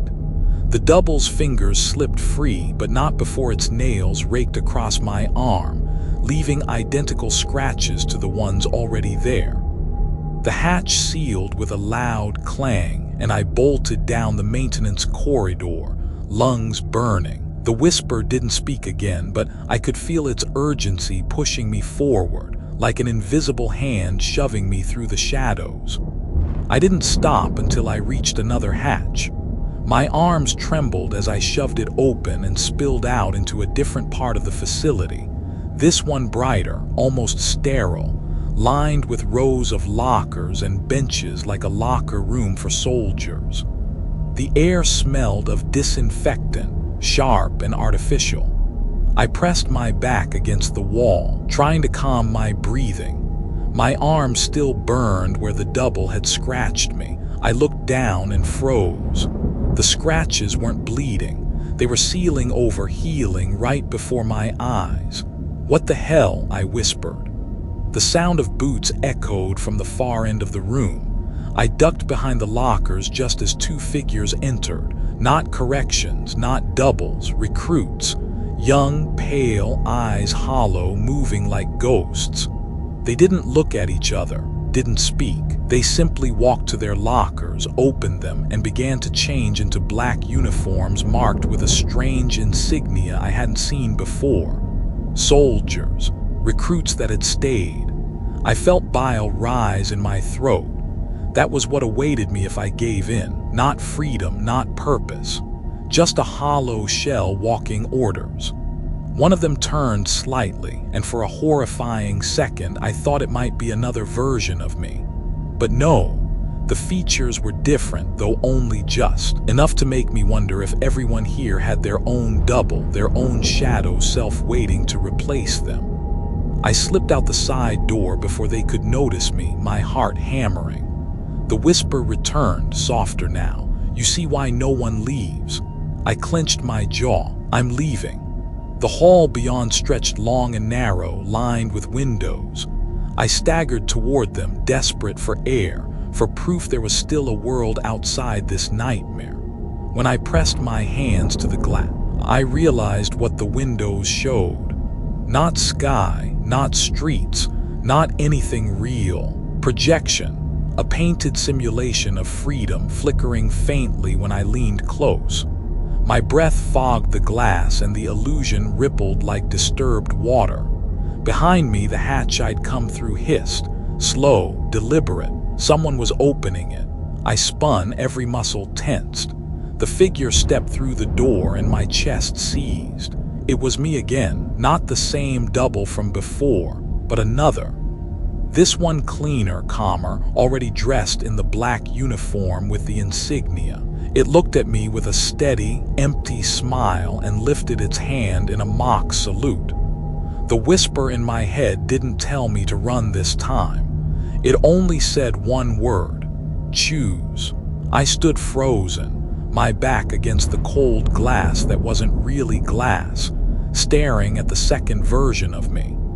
This one looked stronger, more composed, like it had already been living this life inside the agency for years. Its uniform was neat, spotless. the black insignia stitched on its chest gleaming under the harsh fluorescent lights. It smiled at me, not in a friendly way, but in a way that told me it didn't need to raise its voice to make me feel cornered. It lifted a hand, crisp and steady as though saluting, but the gesture felt wrong. It was too exact, too rehearsed. I felt the whisper in my head again. Choose. The words rang louder now, almost physical, like they were pressing against my skull. My throat tightened as my eyes darted between the uniformed double and the hatch I had come through. Running felt pointless. Fighting seemed suicidal. The double took a step closer. "You can't keep running," it said in my voice, though calmer, colder, like every ounce of hesitation had been scraped away. "There's only one path. Accept, and it gets easier." I shook my head, but my body didn't feel steady. "No, that's not me. That's not who I am." Its expression didn't change. If anything, it softened, which somehow made it worse. "That's exactly who you are. You just don't know it yet." The whisper pushed again. "Don't let it decide for you. This choice is yours." But what choice did I really have? If I refused, would they drag me back into the correction chambers? If I agreed, would I lose myself entirely? I pressed my palms harder against the false glass behind me. The projected outside world shimmered faintly, reminding me it wasn't real. Nothing here was. Not the air, not the corridors, not even me, at least not the parts of me they had copied. My double tilted its head. "Do you want to know why no one quits?" I swallowed. My voice was low. "Why?" "Because quitting means being erased. Every trace of you gone. Family, friends, history, no one remembers. It's as if you never existed. Is that what you want?" The words sliced through me. For a moment, the thought of disappearing, of every part of me being wiped from memory, terrified me more than anything else. But then another thought slipped in. Maybe that was the only way to stop this cycle. "No," I said slowly. "What I want is my life back." The double's smile cracked just slightly. "That's not on the menu." It started walking toward me, steady, measured. My breath caught in my chest. Every step it took sounded heavier than it should have, echoing like hammers in the sterile corridor. I glanced at the hatch to my left. Too far. I looked at the double, too close. The whisper pressed harder now. "If you choose, you must act." "What if I don't choose?" I whispered under my breath. The answer came instantly, not from the double, but from the whisper itself. "Then they choose for you." The double was only a few feet away now, eyes locked on mine, calm and certain. Its hand extended slowly, palm up, like it was offering me something invisible. "It won't hurt," it said softly. "You'll wake up and it'll all feel natural. You won't even remember the struggle." For a terrifying second, I wanted to believe it. The idea of forgetting, of handing over the weight of fear, sounded almost like peace. But then my arm burned. The scratches from before, the marks that had healed too quickly, proof that what they were doing wasn't natural, proof that I was still me, at least for now. I took a shaky step forward, surprising myself. "If you're really me," I said, "then you know I don't back down, not when it matters." The double's hand hung in the air, waiting. Its eyes narrowed just slightly, like it was weighing my words. I clenched my fists. My voice dropped to a whisper. "So here's my choice. I fight." The double moved fast, faster than I thought possible. Its hand shot toward my throat, but I twisted sideways, feeling the rush of air as its fingers missed me by inches. I slammed my shoulder into it, knocking both of us against the lockers. The sound was deafening, metal rattling as if the whole room shuddered. We grappled, each move mirrored, each strike matched. Fighting it was like fighting my own reflection. Every punch I threw, it countered. Every dodge I made, it mirrored. Sweat stung my eyes as I realized this wasn't just combat. This was survival against myself. The whisper yelled inside my skull. Break the pattern, stop playing its game. My double pinned me against the lockers, its face inches from mine. Its breath was steady, calm, like it wasn't even exerting effort. "You can't beat yourself," it hissed, but maybe I didn't have to. I forced my head forward, smashing it against its nose. Pain shot through my skull, but I didn't care. The double staggered back just enough. I grabbed its wrist and yanked it toward the false glass wall. With a roar, I slammed us both against it. The glass rippled, the projection flickering like static. My double's eyes widened, not with pain, but with something that almost looked like fear. The whisper surged. "Yes, that's it, push." I shoved harder, pressing its body against the glass until cracks of light spread across the surface. The illusion peeled away, and behind it I saw darkness. Not sky, not earth, just endless black stretching forever. The double struggled, but I held it there, forcing its face toward the void. "If you're me," I gasped, "then you can fall for me too." With one final shove, the glass gave way. My double was sucked into the darkness, its scream sounding exactly like mine. Then it was gone, swallowed whole. The wall sealed itself again, smooth and unbroken, as if nothing had happened. I collapsed against the lockers, chest heaving, my hands trembling. My body hurt all over, but I was still here, still me. The whisper was quiet now, almost gentle. "You chose. Remember this moment." I looked back at the wall, at the false projection still shimmering faintly. My reflection stared back at me, pale and shaken. For the first time, I realized the rules weren't about obedience. They were about testing what you'd give up just to survive. And I had made my choice. But deep down, I knew this wasn't over. The whisper lingered one last time. "They will send another." My knees buckled, and I sat against the cold lockers, chest still heaving, hands raw from the fight. My double scream still echoed faintly in my skull, though I knew it was gone, swallowed by that endless dark behind the glass. For a second, I thought I might finally get a chance to breathe, but I should have known better. The silence didn't last. The floor beneath me vibrated with a low hum like machinery powering up. Overhead, the fluorescent lights dimmed, flickered, then turned red. A single tone rang out, deep and steady, almost like a heartbeat. Boom, boom, boom.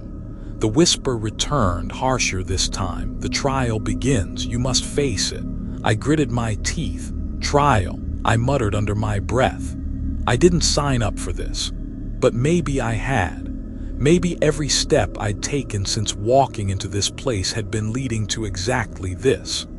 A panel slid open in the far wall, and the sound of metal grinding on metal filled the corridor. A doorway appeared where there hadn't been one before, black and gaping, waiting for me. My body screamed at me not to move, but I pushed myself up anyway. Standing felt like lifting weights strapped to my bones. Still, I stepped forward. Each pace toward the doorway felt heavier, like the air itself was pulling me back. When I crossed the threshold, the lights behind me went out completely. I was swallowed by the dark. For a moment, there was nothing. Just silence, broken only by the faint beat of my own heart. Then slowly, the room lit up, not with lights, but with fire. Torches lined the circular walls, flames flickering against old stone. It didn't make sense. The agency was all glass and steel, cold and modern. But here I was, standing in something that looked more like a medieval chamber than a government facility. In the center of the room, a circle was drawn into the floor, etched deep. Symbols carved around its edges. Inside the circle stood a chair. Not just any chair, but one with straps at the wrists, ankles, and chest. The whisper pressed hard into my mind. "Sit, submit.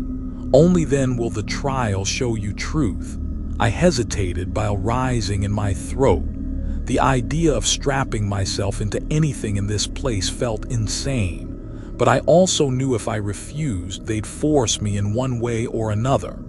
I stepped toward the chair, every muscle tense. My hand brushed the leather straps, cracked and stiff, as if countless others had sat here before me. My stomach twisted. Then a voice, not the whisper, not mine, but something else, spoke from the walls. Rule 4, the trial is not optional. The torches flared higher, shadows stretching across the chamber. My chest tightened. I lowered myself onto the chair. The moment I did, the straps whipped around me on their own, coiling tight, pinning me in place. My breath caught as the chest strap locked with a metallic snap. I was trapped. The floor beneath the circle began to move, rotating slowly, symbols glowing faintly. The air grew hotter, heavier, like I was sitting inside an oven. Sweat trickled down my temple. Then the visions came. The first was my childhood home. My mother standing in the kitchen, smiling, calling me for dinner. The smell of food filled my nose so vividly I almost forgot where I was. For a second, I wanted to sink into it, to believe it was real. But then her smile froze. Her eyes turned blank. Blood seeped from the corners of her mouth, dripping onto the floor. My body tensed against the straps, pulling uselessly. The vision shattered like glass. Now I was back at the agency's corridors, only this time they stretched endlessly, walls folding in on themselves like a maze. My double appeared again, sprinting ahead, always just out of reach. Catch up, it taunted. I tried to run, but my legs were bound to the chair. My chest heaved as panic clawed at me. The whisper pressed in, face it. Don't run, face it. The visions shifted again. This time I was standing over a body. Alex, my best friend, his face pale, lifeless, his eyes wide with the kind of fear you can't fake. My own hands were red, dripping. No, I choked. No, that's not me, that didn't happen. But the vision didn't fade.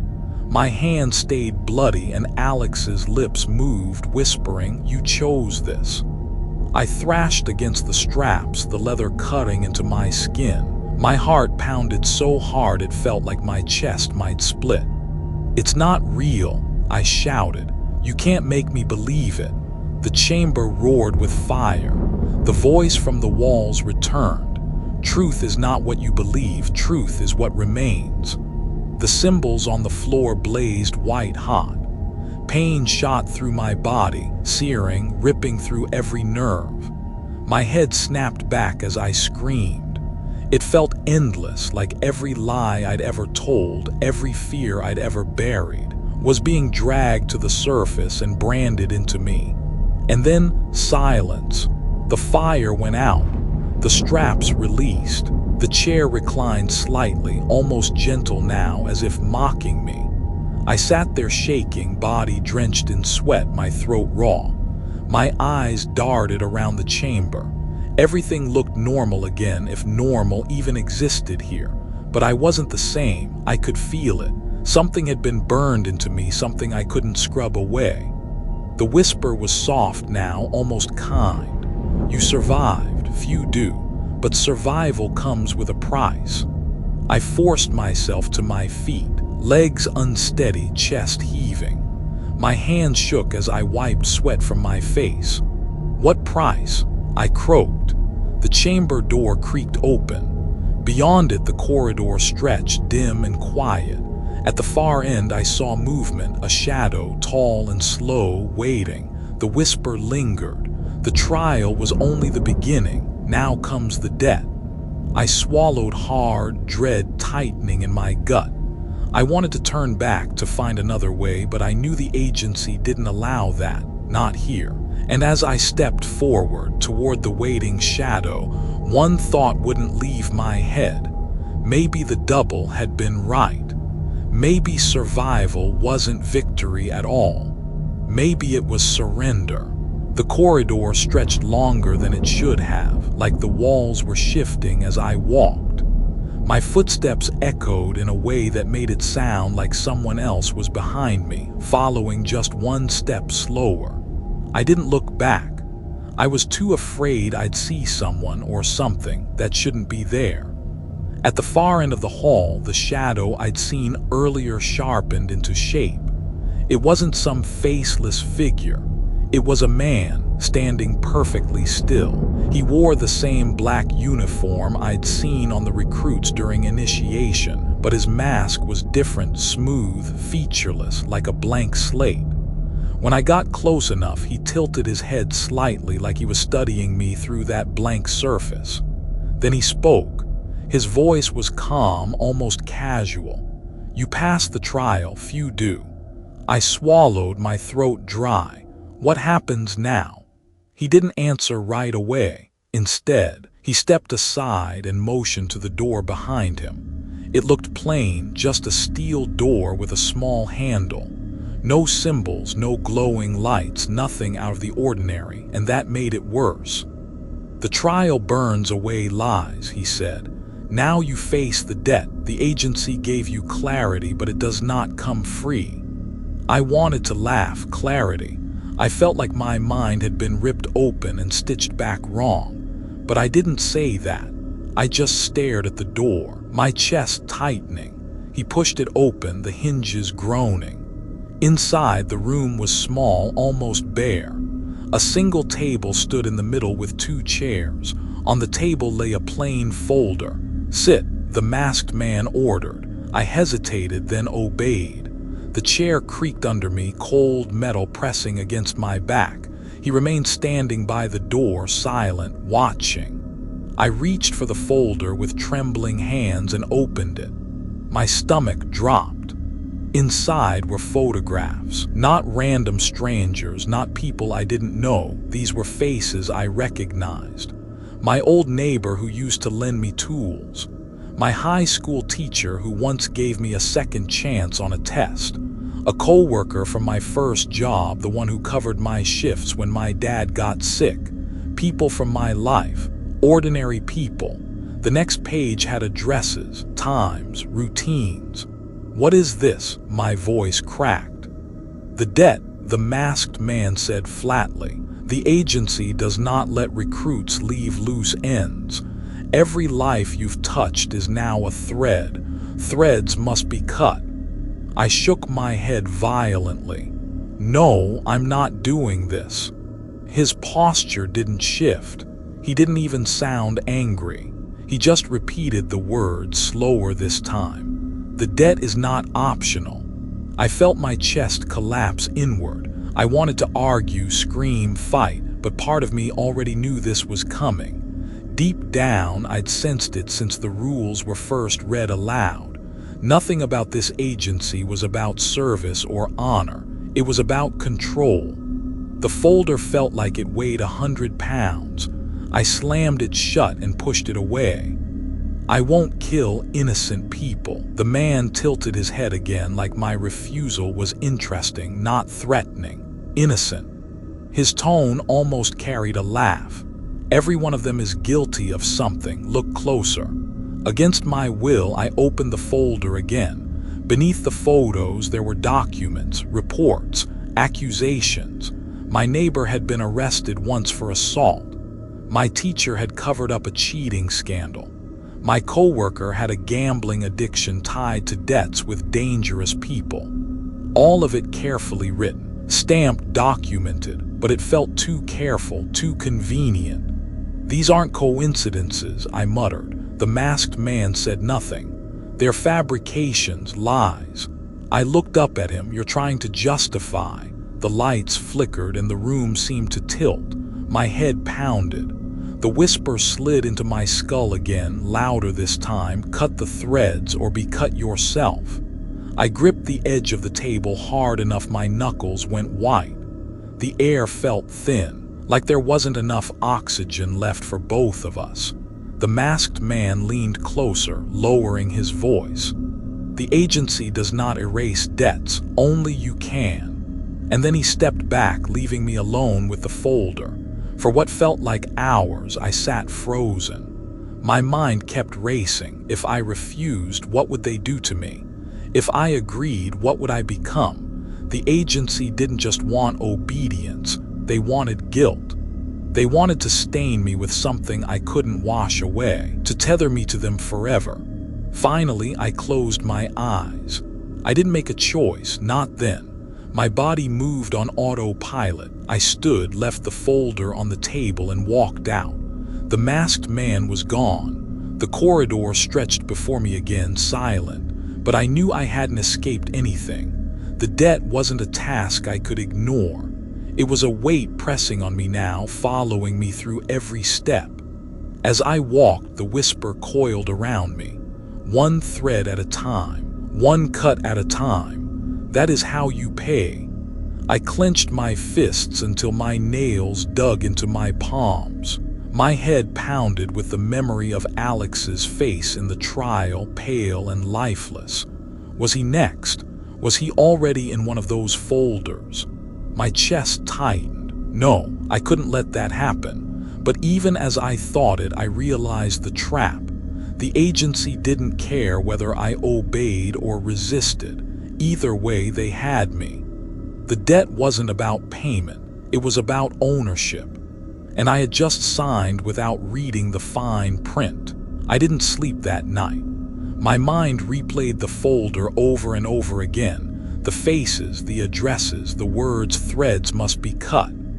It wasn't just an order. It felt like a curse whispered into my head, stuck there, gnawing. When dawn finally broke, I was still sitting on the edge of the bed they'd assigned me. The blinds were closed tight, but the light seeped through the cracks, pale and weak, like even the sun didn't want to come in here. There was a knock at my door. Not loud, just 3 soft taps. I didn't answer. The knock came again, this time followed by a voice. "It's Alex, open up." Relief hit me in a wave. I rushed to the door and pulled it open. Alex looked as tired as I felt. Dark circles under his eyes, hair sticking up like he hadn't bothered with it. He stepped inside without waiting for an invite. "They gave me one too," he said, holding up a folder just like mine. His voice cracked on the word one. I closed the door quickly. "What's inside?" He tossed it on the table. The folder slid open just enough for me to see photos, different faces, but the same kind of people. Familiar to him, strangers to me. His old coach, a former girlfriend, a landlord. "They want us to," Alex trailed off, shaking his head. He didn't finish the sentence. He didn't have to. For a while, we just sat there in silence. The room was heavy with it, like the air itself knew what we were being asked to do. Finally, I said, "We don't have to follow it. We could walk away." Alex let out a dry laugh. "Walk away? You saw what they did during the trial. You think they'll let us just leave?" I didn't answer. He was right. We both knew it. He leaned forward, lowering his voice. "I think they're testing us, seeing if we'll break. Maybe if we refuse, they'll respect that." But even as he said it, his eyes gave him away. He didn't believe it. I thought about the man with the blank mask, about the whisper in my head, "Cut the threads or be cut yourself." When I didn't respond, Alex reached over and pushed his folder toward me. "Look at them. They're not all innocent. Some of them, maybe they even deserve it." I shook my head hard. "That's exactly what they want you to think. They put dirt in there for a reason, to make it easier." "Easier?"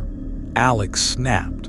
"Nothing about this is easy." The silence stretched again, thicker this time. My chest ached from the weight of it. That's when my door clicked. It wasn't knocked this time. It just opened. The masked man stepped inside, silent as a shadow. He didn't acknowledge Alex. His head turned straight to me. "It's time," he said. I froze, my heart hammered against my ribs. "Time for what?" He pointed to the folder still on my table. "The first cut." Alex stood up, his fists clenched. "You can't make us do this." The masked man didn't move, didn't raise a hand. He just tilted his head like a bird watching prey. "No one is forced. A choice is always made. Cut or be cut." I looked at Alex, hoping he had an answer, a plan, anything. But his jaw was tight, his eyes wide. He was just as lost as I was. The masked man stepped closer, his voice low but sharp enough to cut the air. "Debt is not erased. If you hesitate, another will pay it for you." My stomach twisted. "What do you mean?" He didn't answer. Instead, he pulled something from his pocket and dropped it on the table. A photograph. My breath caught. It wasn't a stranger. It wasn't an old acquaintance. It was my sister. I snatched the photo up with shaking hands. "No, she's not part of this. She doesn't have anything to do with me being here." The masked man's voice was calm. "All threads are connected. Refuse your task and the thread closest to you will be cut instead." The world spun. I couldn't breathe. My sister, she had no idea any of this existed. She was safe, normal, untouched. And now they were using her like a pawn. I slammed my hand on the table. "If you touch her." The masked man leaned closer, his blank face inches from mine. "Then cut your own threads." And just like that, he turned and walked out, the door shutting quietly behind him. The silence he left behind was suffocating. Alex sat back down slowly, his face pale. "They'll do it. You know they will." I gripped the photo until it crumpled. My chest felt like it was caving in. They hadn't just given me a task.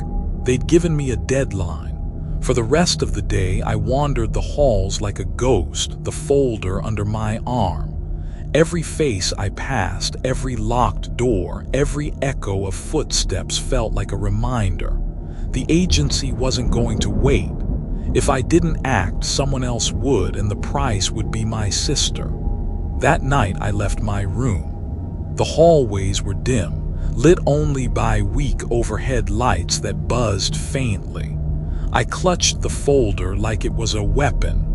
I kept telling myself I wasn't going to do it, that I was only walking, only thinking, that maybe if I just delayed long enough, something would change. But deep down, I knew the truth. I was already moving toward the first cut. And once I crossed that line, there would be no coming back. I didn't want to leave my room that night. I wanted to lock the door, crawl under the bed, and pretend the folder didn't exist. But the agency had made it clear, pretending wasn't an option. My sister's face, crumpled in that photo, haunted every thought. If I did nothing, they'd make me watch her vanish. So when midnight came, I was standing outside the exit of the compound, folder tucked under my jacket. I wasn't alone. Alex was there too, his folder clutched tight, his eyes hollow. He didn't say a word, just nodded, and we stepped into the dark together. The air outside felt different, colder, heavier, like the night itself knew where we were going. The first address on my list was only a few blocks away. They had made it that easy, almost like they wanted me to believe this wasn't about distance. It was about choice. When we reached the building, my chest tightened. It was an old apartment, its windows glowing faintly with the warm light of someone who still believed the world outside was safe. My hand shook as I opened the folder. Inside was a picture of a man in his 40s, balding, eyes tired but kind. Beneath his photo was a single word written in red ink: cut. Alex put his hand on my arm. "We don't have to do this. We can run." I wanted to believe him, but I could still hear the masked man's voice. "All threads are connected. Refuse your task, and the thread closest to you will be cut instead." I pictured my sister.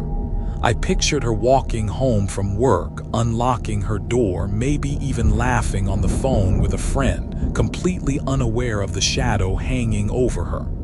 "No," I whispered. "Running isn't an option." We stood there for what felt like hours, frozen between choices.